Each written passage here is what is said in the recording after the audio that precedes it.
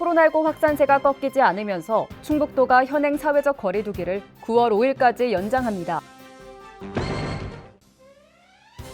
충청권 광역철도 청주도심 통과 노선안의 확정 여부를 가를 사전 타당성 조사가 시작됩니다. 2024년까지 약 1조 원을 투입하는 수소산업 클러스터 구축 사업이 본격화됩니다.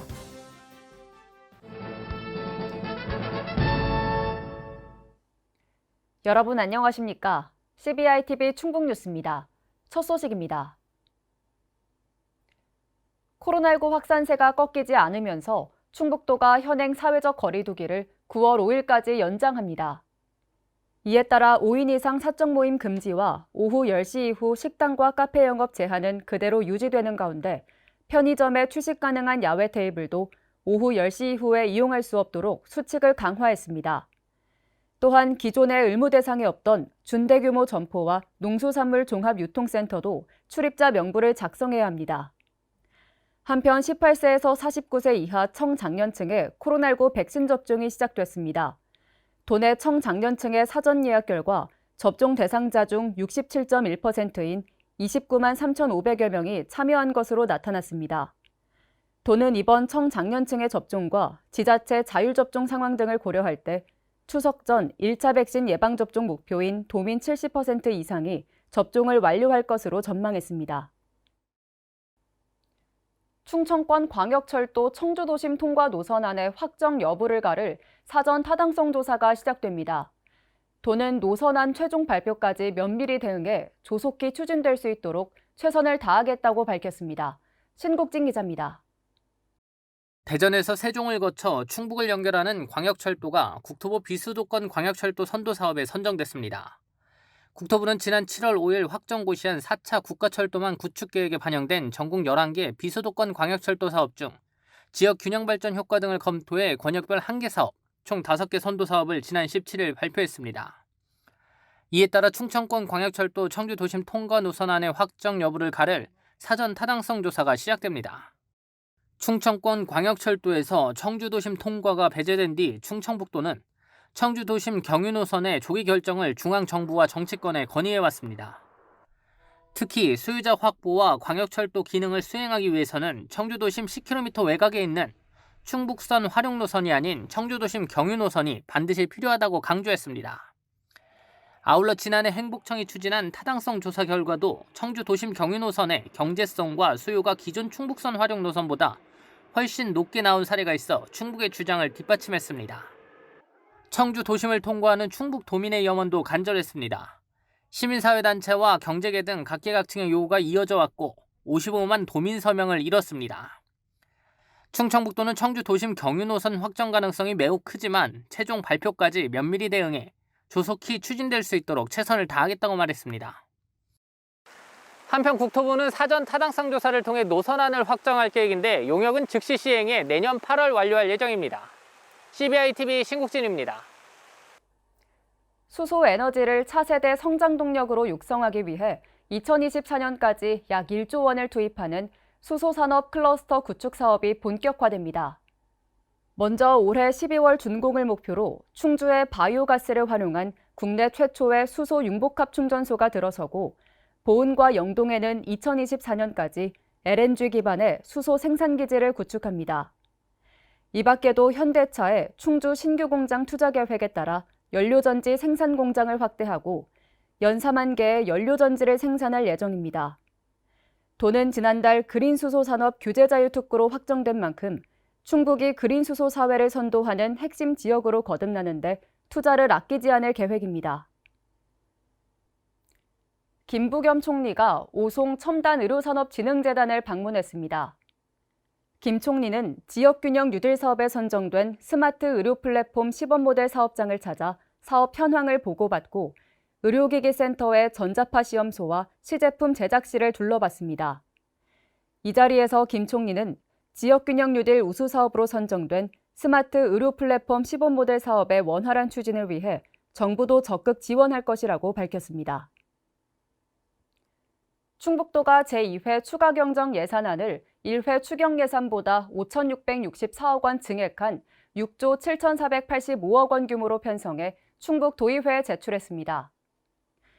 이번 추경은 서민 생활 안정과 코로나 대응 등 사회 안전망 구축, 지역경제 회복과 미래 신성장 산업 육성, 미호강 시대 준비 및 기반시설 확충 정비 등에 중점을 뒀습니다. 도는 다가올 경제 회복기에 충북이 선도적 역할을 할 수 있도록 역대 최대 규모의 추경을 편성했다고 밝혔습니다. 이재영 충북도 재난안전실장이 행정안전부 세종이청사에서 이승우 재난안전관리본부장을 만나 2022년 재해위험지역 정비 신규사업 반영을 건의했습니다. 건의한 주요 신규사업은 풍수해 생활권 종합정비사업 3지구, 급경사지 붕괴위험지역 정비사업 29지구 등 74지구입니다.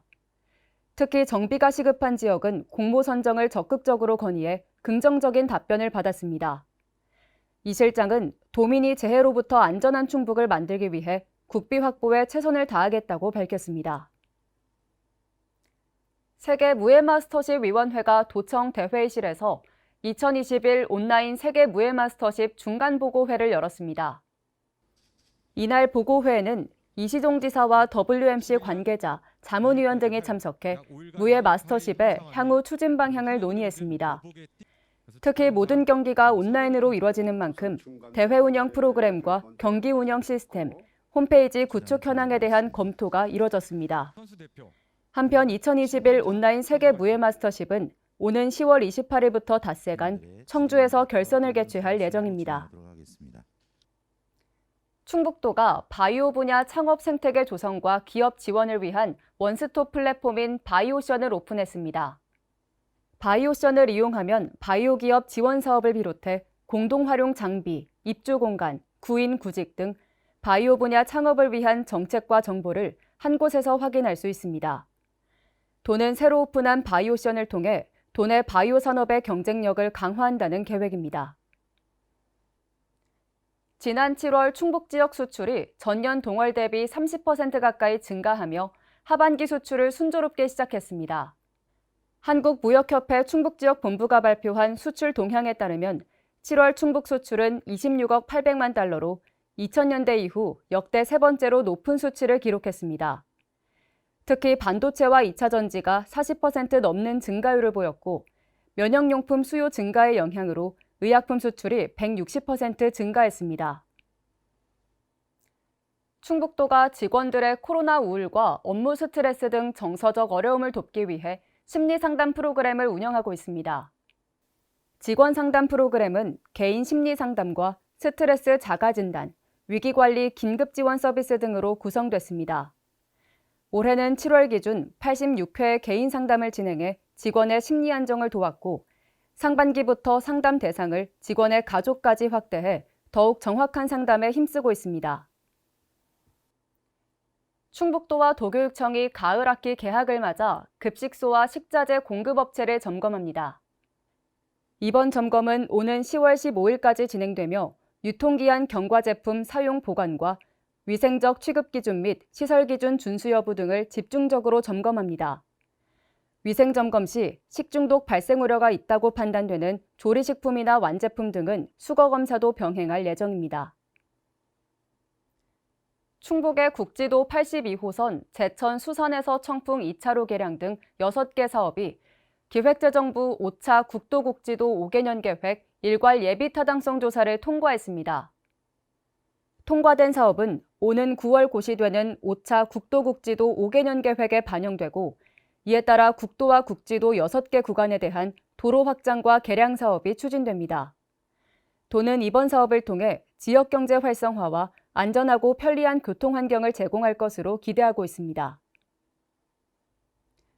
오는 2025년 청주 밀레니엄타운 부지에 조성되는 충북 미래해양과학관 건립 사업이 순조롭게 진행되고 있습니다. 지난해 7월 시작한 건축 설계는 도민 선호도 조사를 통해 조선시대 수군의 전투선인 판옥선 모양으로 외관 디자인이 확정됐고 내년 상반기 건축공사에 들어갈 예정입니다. 과학관의 전시를 기획하는 전시 설계는 올해 4월부터 진행 중이며 2024년까지 연차적으로 추진합니다. 도는 과학관이 문을 열면 전 국민이 해양 문화를 즐길 수 있을 것으로 기대하고 있습니다. CBI TV 충북뉴스가 준비한 소식은 여기까지입니다. 함께해 주신 여러분 고맙습니다.